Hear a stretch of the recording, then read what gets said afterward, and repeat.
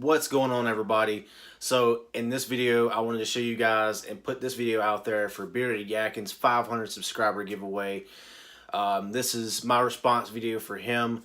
One of my good friends and also another good YouTube channel out there. I'll put his channel link in the description below, so you guys please go check him out. Make sure you guys go support his channel as well as my channel. He always puts out some pretty decent content and stuff for you guys to watch. He's always entertaining and pretty interesting to check out. So this is pretty much a vintage tool to show you guys a little bit of vintage tools and stuff. So if you're new to my channel, make sure you guys check out some of these tools, because in some of my other tool videos, these are some of the ones that were kind of passed down to me a little bit from my grandfather. So they're pretty old. Just to kind of go through, we'll kind of give a quick rundown and show you guys a little bit, and also an old school vintage toolbox as well. So let's go ahead and get into this video. So go ahead and start off with some of these wrenches. Just we'll kind of set them out here. I've got a bunch here, just from various sizes, standard, metrics. Even got a couple homemade wrenches here. As you can see, this is definitely a homemade wrench. Not sure what it was used for. Got some old school vintage hog ring pliers. I believe they're hog ring pliers if I'm not mistaken. That's what they look like to me. I don't know any type of name brand. I haven't found any name brand or brand on these. I have not been able to find any like this either. Those are pretty cool. They're pretty heavy weight. Got some good weight to them. Just a lot of these are probably some cheap ones, but some are probably a lot of US made stuff here. Even some like this, like you probably won't find wrenches like this anymore.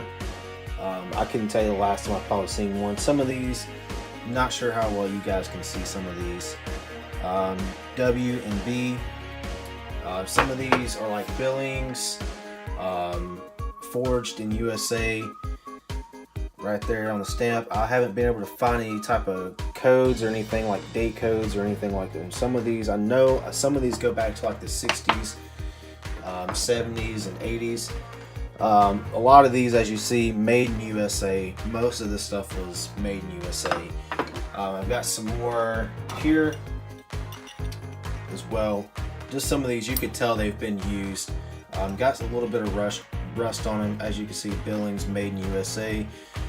My grandfather, he believed in everything being made in USA, you know, most of the stuff like that.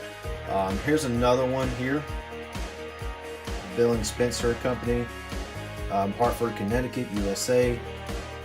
Some of these are kind of do have like a type of date stamp on them. Some of these went through different manufacturing years and stuff and different codes, similar to like Snap-on does. But I haven't been able to find, you know, exact years on a lot of these wrenches. Some of them may have had coatings on them, like this one may have had a coating or something like a black coating, or it might have just been over time, just kind of grease and dirt and everything else on it. And this, what I like about this one, it actually tells you it's a 7/16 nut. And some of these, it'll kind of tell you different stuff.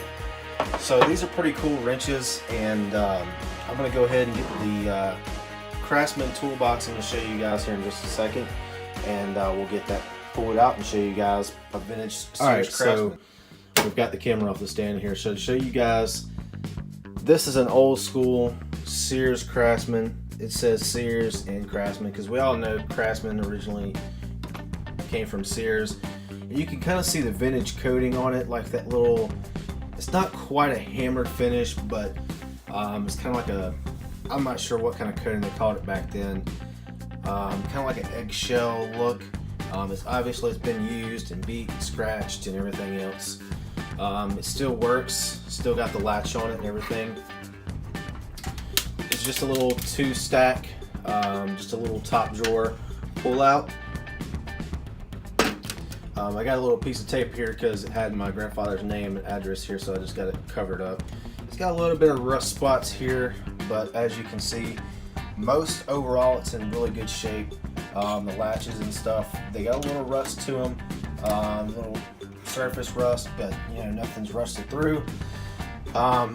Just some various stuff in the bottom here, like a little chain, a little pulley, some little, you know, like a Another little socket wrench here. Another little wrench. Some chisels. Just some other stuff. Like I said, I don't really keep anything much too big in here. I just kind of keep these small vintage wrenches. I just kind of keep them there. And I don't really want to keep a whole bunch of stuff in here. I just kind of keep it for memorabilia kind of stuff. But it's got like an additional tray here. So you can see the additional tray, a little saw blade. You know, I've cleaned some of this stuff up over time, but you know, I don't really use this box. It's just kind of like a home box. I'll keep, you know, small tools and stuff around the house in, little small hammers and stuff like that. But otherwise, I don't really use it for nothing other than just keeping it around the house and just kind of keeping some of those vintage tools in. So, you know, just some of these wrenches here that I've got and pliers, and I've got a whole bunch of other screwdrivers I keep just around the house. And it's not a bad little toolbox, you know. Like I said, it's not nothing special. It wasn't nothing ever big and fancy, but this is an original Sears Craftsman, and that's what, you know, I grew up on knowing about Craftsman. My dad used Craftsman. My grandfathers used Craftsman, and you know, that's what they knew and trusted. I think a lot of us, our grandfathers knew Craftsman, and our dads knew Craftsman, and that's what it is. But I think that's, you know, about it for this. So let's go ahead and show you guys what else. Alright guys, so that's pretty much it for this video. I wanted to kind of share you guys with a little bit of this vintage tools, and make sure you guys do go check out Yakin's channel. He's been working pretty hard and trying to put out videos and content. He'll do occasional live streams. He's always, like I said before, he's always pretty interesting and entertaining to watch. So you'll always find something interesting on his channel, again with mine. So this is just a little bit of entry response for that giveaway. I just kind of wanted to show you guys and kind of share those vintage tools a little bit in that vintage toolbox.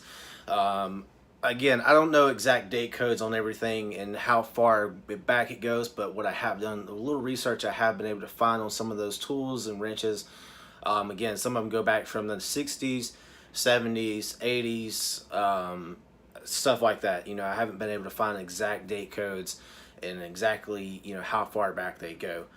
Along with the pliers, I haven't been able to find an exact stuff on that. I've got other vintage tools, but this is just some of the stuff I wanted to share with you guys and just kind of throw it out there. You know, just a little bit of difference. You know, it's not something new and fresh. It's got some wear and use and a lot of time in somebody's hands.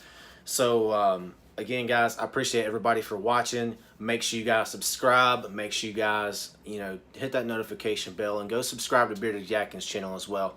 Awesome guy. And that'll wrap up for today's video, guys. We will see you guys in the next one.